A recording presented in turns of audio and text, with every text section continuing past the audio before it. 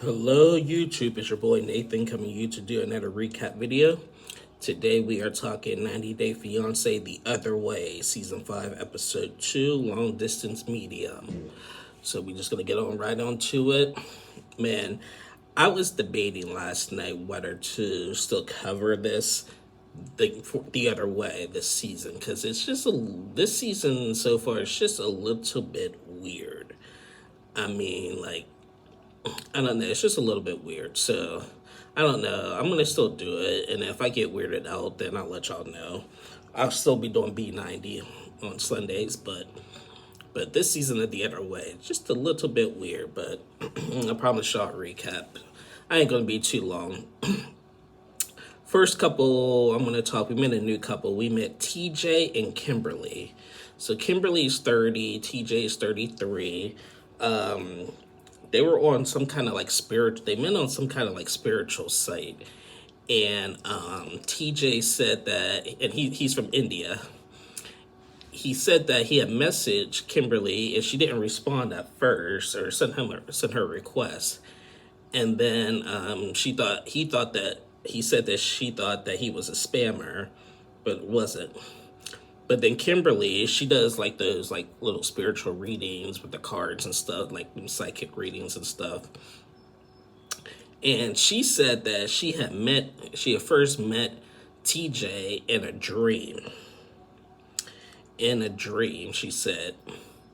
And when he messaged her on social media, she was like, oh, he's the one, basically. So they already met in person before in India. She's gone over to India to meet him and stuff. Now she's planning on moving to India with his family. Kimberly said that she and her biological mother don't have much of a relationship. So her parents got divorced when she was a kid, and like her dad and stepmom pretty much like raised her and everything. And she's going to be getting married to TJ over in India. And the dad and the stepmom are going to go with her for the wedding and stuff. Now, apparently in Indian culture, now finally we have an Indian couple there's not a huge age gap, so hopefully acceptance for TJ's family won't be an issue because of the age gap, like we've seen with Jenny and Sumit and Jen and Rishi. So, hopefully we see families come together with this couple. They look cute. TJ's family, they have their concerns, because he had mentioned, in Indian culture, they do arranged marriage instead of a love marriage, especially like if the love marriage comes from somebody, from like an American girl or something like that. So he was concerned about that, but, he said that there is acceptance already with her and everything. And so we've seen Kimberly, like, she also says she makes like videos online, like kind of quirky videos and stuff. She went bowling with her mom and stepdad as she's preparing for her trip and stuff. So, I mean, it was a little weird, but like, I mean, we'll see how it goes. So yeah, that was TJ and Kimberly. Next couple I want to talk is Holly and Wayne. Now, Holly, in her mid-40s, last week she talking about with her long hair, she acted like she's Rapunzel and stuff. Holly is going back to South Africa to marry Wayne. She's bringing her mom because she's going to get married within a week. We've seen that last season on The Other Way with Chris and Jamie, where they got married in a week after moving down there. But yeah, so Holly is moving to South Africa. Her and her mom go, and as soon as they arrived at the airport, Holly gets real sick. She starts puking and everything. She goes into the bathroom and just got like real sick. Wayne is out there waiting on her for like 2 hours to come out. And he was at the airport standing waiting on her for 2 hours, and she didn't come out. And then when she finally came out, she kissed him. Well, he tried to kiss her, but she was like, don't kiss me, I've been puking all day. And he kind of got mad about that.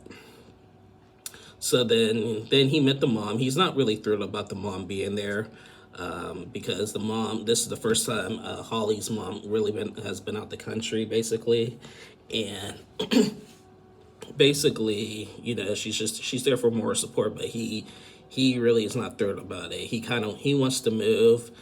I mean, Holly wants to move to a different spot, and he wants to stay. It's just there's just a lot of communication that they need to talk about. But anyway, so they met at the airport, and then they sat down for a minute before they left, and Holly had this like blue dress on, and it was like showing her legs and everything, and she was sitting down, and the dress like pulled up all the way like close to her underwear, and Wayne got really defensive. He's like, "Come on, pull your dress down and everything. Like, come on now, like you're like I can't have people looking at you and stuff," because he was like people are watching her or looking at her in a sexual way, and he was like, "I can't stand that," and everything. And so he was like trying to like get her to pull her dress down and cover her up and stuff. I was like, "Oh, here we go, here we go." so yeah, I mean, yeah, that was basically that. That couple, I don't know. Wayne, like I say, he gives me Nicola vibes from B90. He gives me Nicola vibes. So, but because I feel like Wayne is judgmental. I feel like he is going to be his way or the highway. He comes off really arrogant already, in my opinion. And so I'm kind of curious to see how this is going to play out. But anyway, that was Holly and Wayne. Next couple is Kenny and Armando. So Kenny, Armando, and their daughter Hannah, they are doing a trial run in Mexico City. Kenny has been dying to live in Mexico City for a long time. Armando doesn't want to because he says it's a dangerous city and everything. He doesn't want that for him, his husband, and his daughter. But Kenny wants it so bad, so they're doing a trial run for like 6 to 8 weeks. So they pack up and get ready. They're going to the supermarket. Armando was like, "Kenny, you're going in there alone without me. You want to live here so bad, so this is your test. You're going to go in the market to get everything I need, and it's all in Spanish, where you don't know much." So Kenny was like, "All right, this is the first time Armando was like pulled something like this on me, so I'm going to try to do it." So he goes in, he gets the chicken, he gets some chicken. He was asking about salt and pepper, no one could understand him.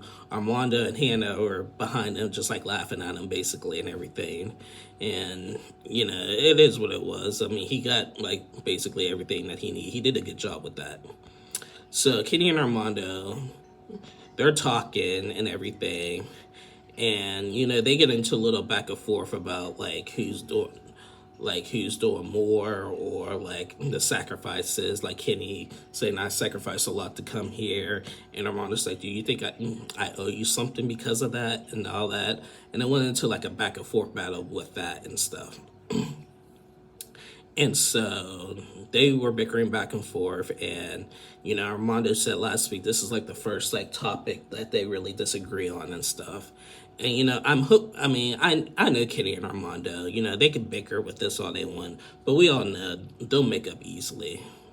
But I think Armando is getting in a little bit over his head.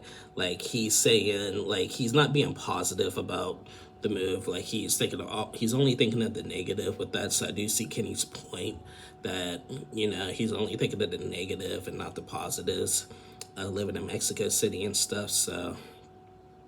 So I do think Armando needs to cheer up a little bit. So yeah, we'll see how that plays out.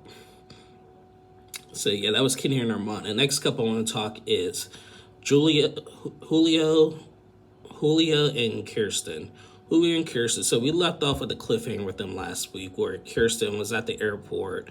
She got caught in customs and everything, and we thought that she was going to get deported. It turns out, when she arrived in the plane, the security guard asked her, "Why are you here?" And she said that she's here to see her boyfriend and the family and stuff. And they took her back, took her passport, and thought that she was bringing drugs into the country for him. I'm just like, what the heck? What the heck? But they let her go. She comes out. Her and Julio had a nice sort of romantic talk at the airport, moment at the airport and stuff. And then they get in the car, and this is funny. Kirsten was like, "What is that? Where's they're in New York City, by the way." And she was like, "Where is that man that's holding that thing in his hand?" And Julio was like, "What?" And then he had to think about it. He was like, "Oh, that's the Statue of Liberty, and that's a woman."